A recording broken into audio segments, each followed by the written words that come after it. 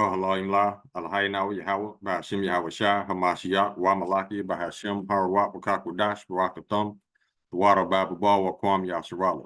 Double honor to the apostles, elders, and bishops of Great Millstone who teach us daily, and to the men out there teaching likewise doctrine and say Shalom.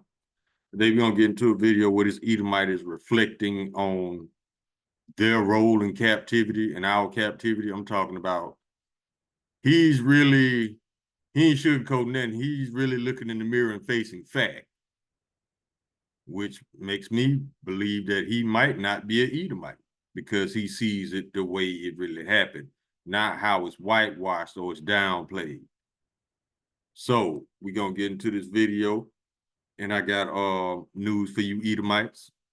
Y'all got next in the captivity. Let's go.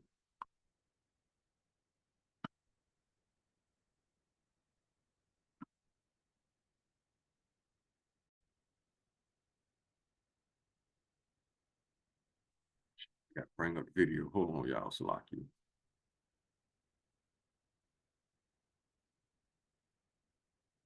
Hold on, y'all.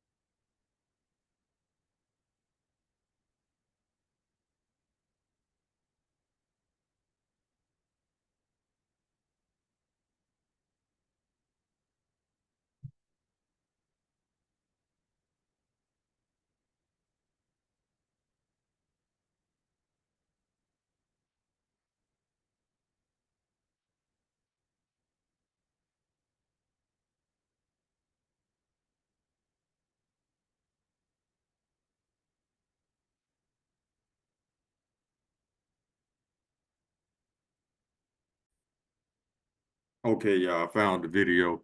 This is from the Hopeful Elect 3 channel. I suggest y'all subscribe and be highly edified. For all you teachers out there, this is another channel you can subscribe to where he throw you alley-oops just like arrows of indignation for you to easily make videos on. Let's get it. Copyright disclaimer under Section 107 of the Copyright Act 1976. Allowance is made for fair use for purposes such as criticism, comment, news, reporting, teaching, scholarship, and research. Fair use is a use permitted by copyright statute that might otherwise be infringing. Nonprofit, educational, or personal use tips the balance in favor of fair use.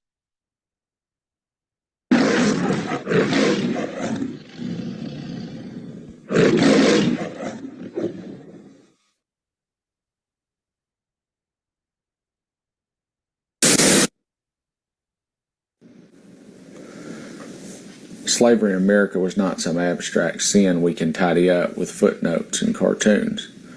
It was a daily terror, a system built on the breaking of human beings until they were stripped of name, lineage, and hope. To be enslaved was to live every waking moment under the threat of violence so casual it was indistinguishable from the weather. A whip split your back for moving too slowly, a lash fell for daring to look a man in the eye. A child was sold away from his mother as easily as a mule, and the screams that followed were drowned out by the auctioneer's call for bids. There is no softening this. There is no clever spin that makes bondage preferable. It was a theft of life day after day for generations. Enslaved men and women were forced into fields before dawn, bending their bodies until their backs were warped, until their hands bled and toughened into knots of scar tissue. They harvested cotton in the heat of Mississippi summers, and rice and swamps and tobacco that clung to their lungs like poison. They were denied shoes and medicine, denied even their own names, whipped for praying, whipped for speaking their mother tongue, whipped for showing the smallest flicker of resistance in their eyes. The women endured an additional hell. They were prey in their own cabins, subject to the whims of these masters. Rape was not an aberration, but an institution. A weapon used to produce more property children born already enslaved. Their fate sealed at birth. Husbands stood powerless. Wives endured silently or fought and suffered worse. Daughters learned too soon that they had no protection. Every intimacy was violated. Every relationship was shadowed by the knowledge that it could be destroyed in an instant by a sales slip or an owner's desire. And yet still they carved out humanity where none was allowed. They sang spirituals in fields and carried codes for escape. They wove African rhythms into new songs that would one day give birth to the blues and gospel and jazz. They whispered stories at night to their children so that memory could outlive the overseer's lash. And they built resistance in the quiet and sometimes in fire and flight, reminding the world that no chain can fully hold the human spirit. There is no pain in this world like the scream of a mother watching her child carried off to the auction block. If you can imagine it, the sun beating down on the courthouse square, men in waistcoats laughing and tallying their bids, and in the middle of it all, a child pulled from the arms that bore them. Small hands reaching, a voice breaking, his mother collapsing as strangers drag away her baby. That child will never see her face again. He will be raised by those who see him as nothing more than labor and profit and property, and she will wake every morning for the rest of her life, still aching for the child she can no longer feed, her soul clawing at a void that can never be filled. And this was not rare. This was not an accident.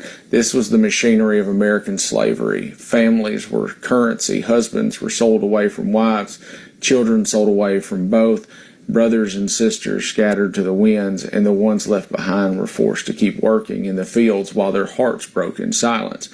The masters called it business, but the enslaved called it hell. And when someone smugly says that slavery was better than being killed, ask them to answer this: would you tell a mother that her child's sale was preferable to death? Would you look into the eyes of a father who watched his daughter dragged off into the arms of a leering master and say, at least she's alive? What kind of life is that? What kind of man calls that survival? And death is final, but it is honest. And slavery was a slow-motion death, a tearing apart of families, of dignity, of soul, spread out over decades. It was the theft of generations. To say that such a fate was somehow a mercy is to speak with the voice of a slaver, not a free man. But we are not numb. So remember the ships where black bodies lay chained in darkness, unable to move, suffocating in the stench of their own survival. Remember the branding irons pressed to flesh, the iron collars that cut into throats, and the runaway notices nailed to courthouse doors as though men and women were livestock. Remember lynching staged as town carnivals, postcards of black men hanging from trees passed around like trophies. Remember Tulsa and Rosewood and Elaine, Arkansas, and the burning of futures that dared to bloom. This is the inheritance of slavery, and no cartoon will ever wash it clean.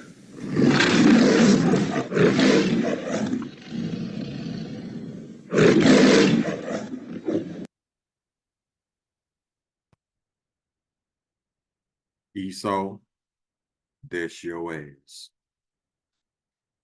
Ezekiel chapter 35, verse 5.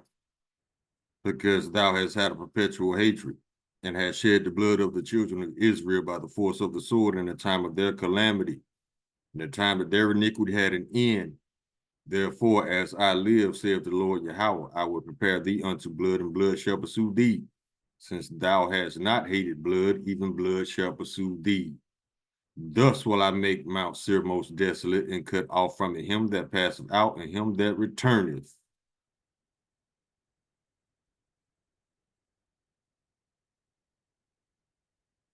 So, Esau, Edom. Right now, you got Trump trying to downplay slavery, talking about it wasn't that bad. Bad. Keep that same energy, baby, because y'all got next. As a matter of fact, now they talk about Trump. They saying that he might not live. He might have a year left to live. I don't want him to die. I want him to live. I want him to live through the nuclear war so he could be one of the first fruits of slavery. Death is too easy for Donald Trump. No, he needs captivity. Let's keep going.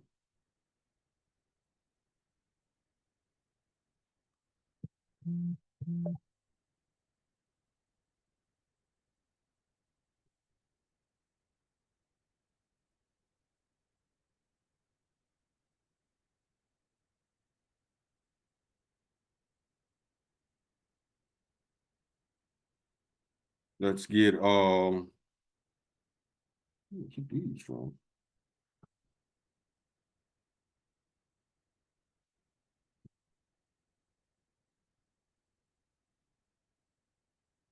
Hold on, y'all.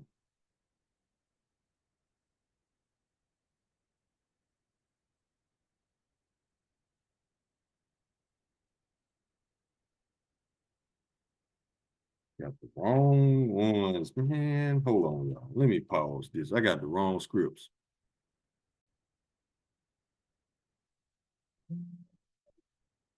Okay, y'all. Salaki. This is Isaiah chapter 26, verse 10. Let favor be shown to the wicked, yet will he not learn righteousness. In the land of uprightness will he deal unjustly, and will not behold the majesty of the Lord. He don't care. That's why the Lord ain't gonna care when he put foot to ass.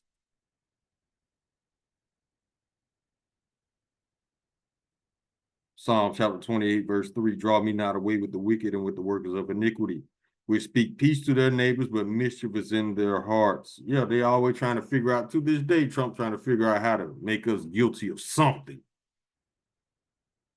But we ain't doing shit. He done lied, talking about a whole bunch of black women and called him big and him to bring the National Guard to Chicago. How can that be when ain't shit going on in Chicago for the National Guard to be needed in the first place? Liar again. They got to make us guilty of something. But meanwhile, ain't nobody rounding up these school shooters. Ain't nobody rounding up these church shooters like they just had in Minnesota.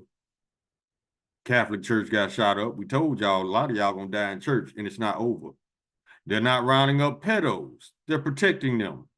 So yes, this is an unjust government because it's ran by the wicked. Job chapter 9, verse 24. The earth was given to the hand of the wicked. Because the faces of the judges thereof have not wherein who is he. These are not judges. That's why we told y'all to stop expecting the righteous, the wicked to be righteous. These are the wicked who get their craft to prosper through unrighteous decrees and policies.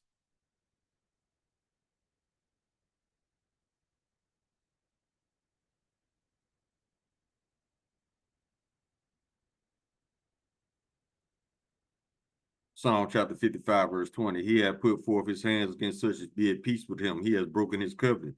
That what makes him an unrighteous ruler, unfit to rule, because this man, he just living his feelings.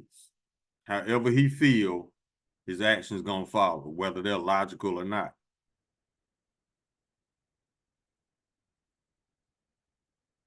Job chapter 15, verse 35, they conceive mischief and bring forth vanity, and their belly prepare deceit. Always scheming, sneaky asses. Sirach chapter 27, verse 24. I have hated many things, but nothing like him, for the Lord Yahweh will hate him. Christians, the Lord does not love everybody. Your God might, but Yahweh by Hashem, Yahweh Shai, does not.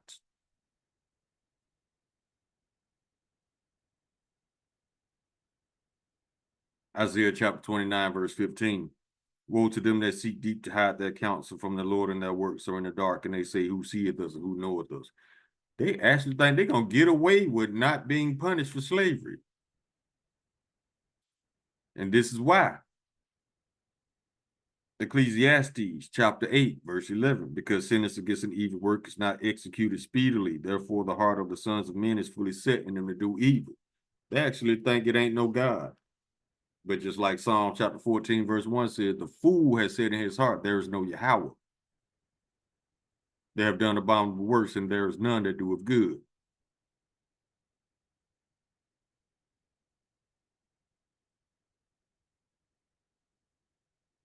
Ecclesiastes chapter 8, verse 13. But it shall not be well with the wicked, neither shall he prolong his days, which are as a shadow, because he feareth not before Yahweh. That's why it says in Psalms 14 and 1, the fool has said in his heart, there is no Yahweh. Because this fool actually think he gonna get away with all this murder. No.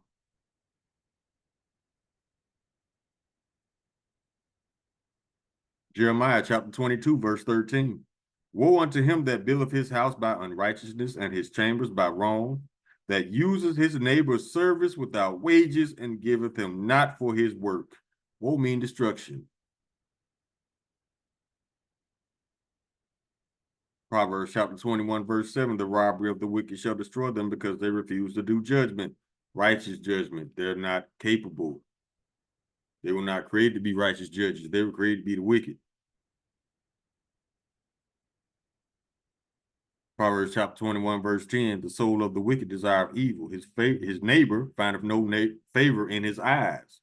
You can look at Esau until he hates you, because he turned away his face and puffeth at men. He despised men. Brother paraphrasing, I think it's Sirach. Psalm chapter 137, verse 8. O daughter of Babylon, who ought to be destroyed, happy shall he be that rewarded thee as thou hast served us. Happy shall he be that taketh and dasheth thy little ones against the stone.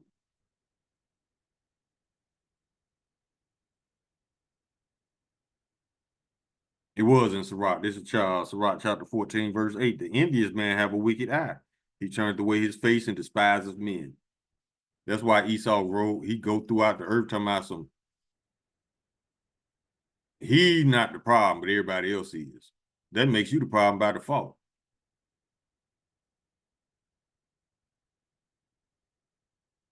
Verse 9, a covetous man's eyes not satisfied with his portion. He wanted all. And the iniquity of the wicked drieth up his soul. That's another thing that makes him unfit to rule, because he's greedy as fuck.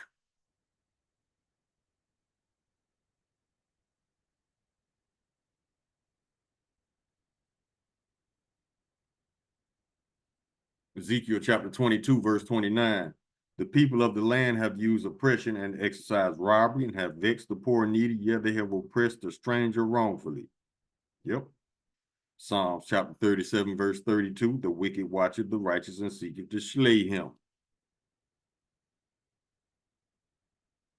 Proverbs chapter 29, verse 2. When the righteous are in authority, the people rejoice. But when the wicked bear rule, the people mourn.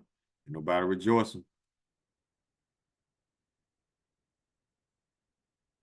Now, this is why Trump is going through the museums trying to rewrite history and all this shit, talking about slavery wasn't that bad. Okay. Habakkuk chapter 2, verse 16. Thou art filled with shame for glory. See, they was proud of all they murder.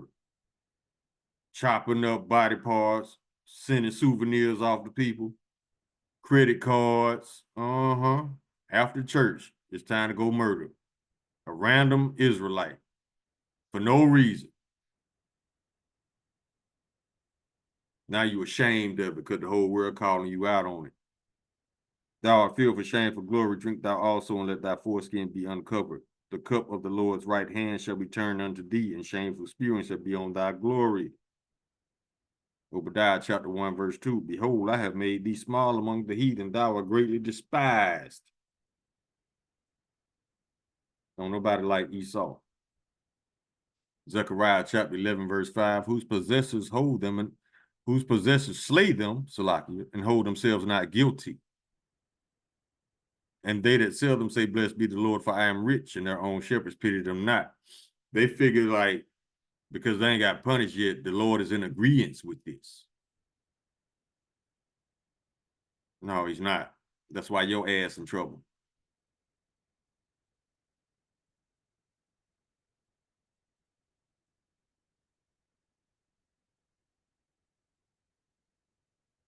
Sirach chapter 10, verse 8, because of unrighteous dealings, injuries, and riches gotten by deceit, the kingdom is translated from one people to another.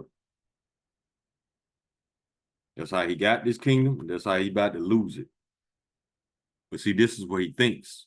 Psalm chapter 10, verse 6. He hath said in his heart, I shall not be moved, for I shall never be in adversity. No, your adversity is here, because if your adversity ain't here, how come you got all these Edomites crying in their cars? And it's only going to get worse. Y'all just skimming the surface of the curses. Wait till the Lord pull them chains out, though. Ooh, yeah. Psalm chapter 94, verse 21. They gather themselves together against the soul of the righteous and condemn innocent blood. Exactly. Proverbs chapter 1, verse 11. They say, come with us. Let us wait for blood. Let us alert privily for the innocent without cause. That's your KKK. That's your police. That's your ICE.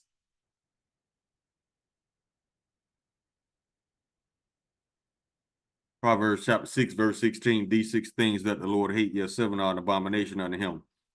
A proud look, a lying tongue, and hands that shed innocent blood. Psalm 73, verse 5. They are not in trouble as other men, neither are they plagued like other men. Why? Because the earth was given to the hand of the wicked. That's why you got a 34 count felon as your president who's declaring war on the citizens as we speak. Go figure.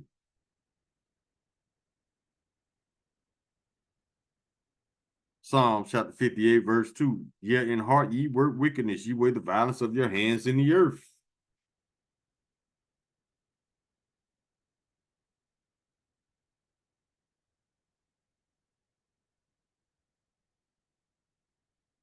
That's another thing that makes him an unrighteous ruler, unfit to rule.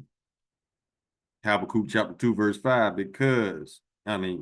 Salaki, yeah, also because he transgressive by wine, he is a proud man, need to keep it at home. Always in other people's land, stealing their resources. Who enlarges his desire is hell, there it is, and is his death and cannot be satisfied. But gather unto him all nations and heap unto him all people. The rest of Esther, chapter 13, verse 5. Seeing then we understand that this people alone is continually in opposition unto all men, Edomites, differing in the strange manner of their laws. They are strange. Ecosexual. You can have sex with trees. Yeah, that's strange.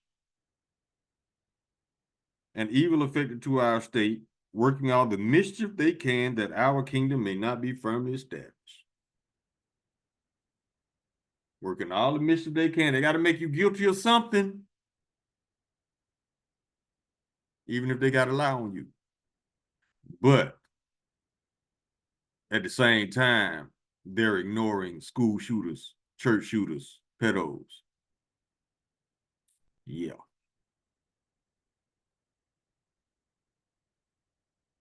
Oh, 2 Corinthians chapter 2, verse 11. Let Satan get an advantage of us. We're not ignorant of his devices. We know that we the target. So go and do what you gonna do, bruh. Quit bullshitting so we can slap these chains on your ass.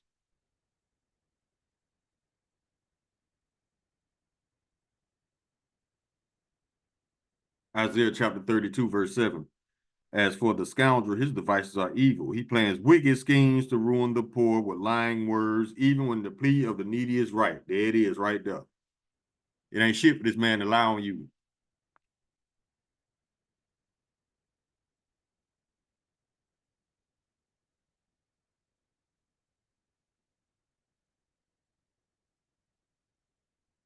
Isaiah chapter 10, verse 1. Woe unto them that decree unrighteous decrees and that write grievances which they prescribe.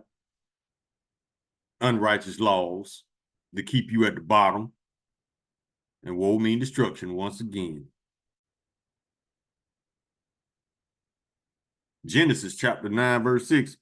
Whoso sheddeth man's blood, by man shall his blood be shed, for in the image of Yahweh made he man. Numbers chapter 35, verse 19. The revenger of blood himself shall slay the murderer. When he meeteth them, he shall slay them. 2 Samuel chapter 4, verse 11. How much more when wicked men have slain a righteous person in his own house upon his bed? Shall I not therefore now require his blood of your hand and take you away from the earth? And the Lord finna do that literally. Because after 1,000 years of y'all captivity, Esau, y'all can be rounded up and taken from the earth, literally.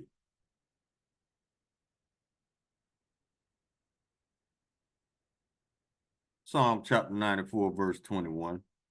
They gather themselves together against the soul of the righteous and condemn the innocent blood.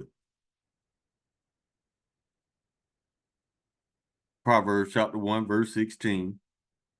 For their feet run to evil and they make haste to shed blood.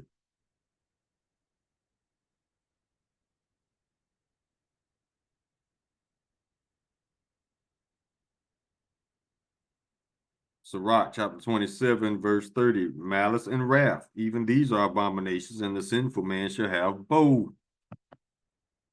Now let's go to Proverbs 6.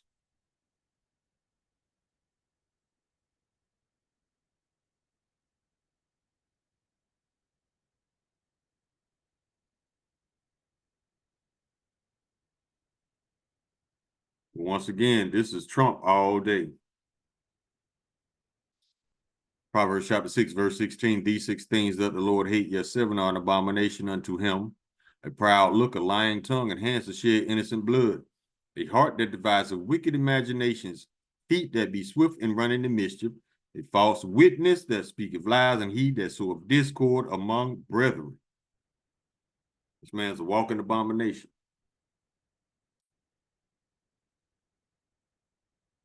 Isaiah chapter 59.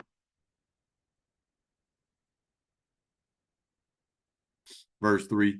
For your hands are defiled with blood, and your fingers with iniquity. Your lips have spoken lies.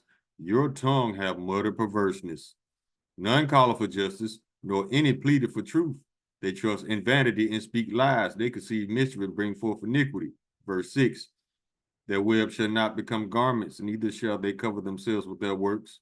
Their works are works of iniquity, and the act of violence is in their hands. Their feet run to evil, and they make haste to shed innocent blood. Their thoughts are thoughts of iniquity. Wasting and destruction are in their paths. The way of peace they know not, and there is no judgment in their goings. They have made them crooked paths. Whosoever goeth therein shall not know peace. That is Esau in a nutshell. Over 250 years this country's been in existence. Over 200 of those years were at war. The way of peace they know not. Even if they got to start a war on some bullshit, they're going to satisfy that bloodthirst.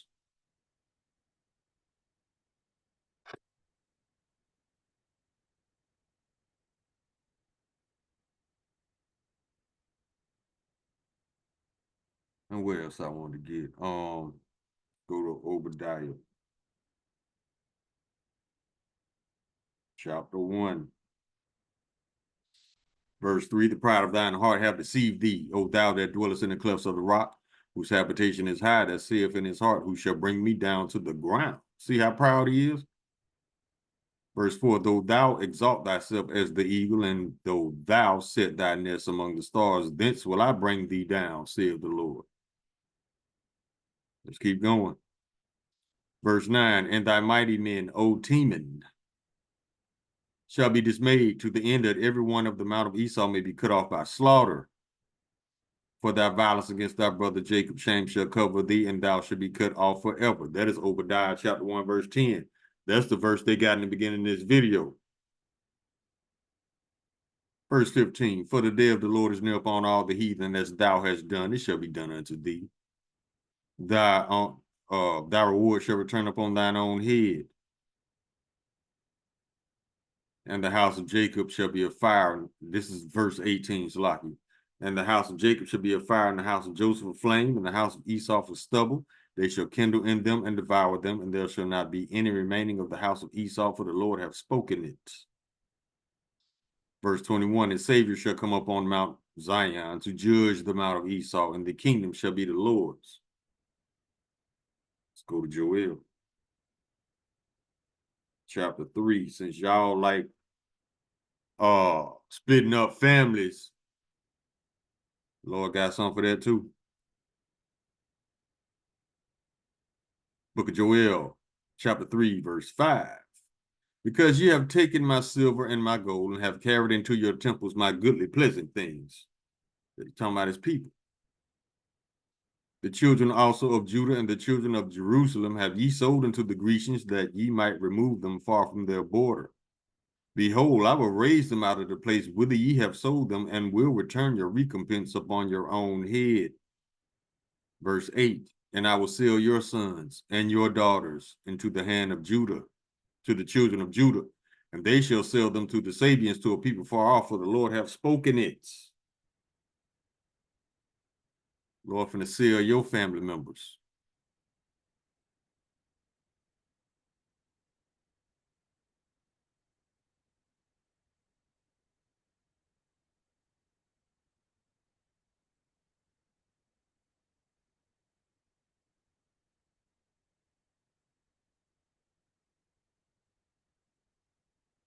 Now let's get what is it?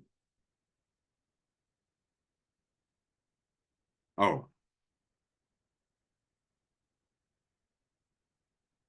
get this one. Isaiah chapter 14, verse 22.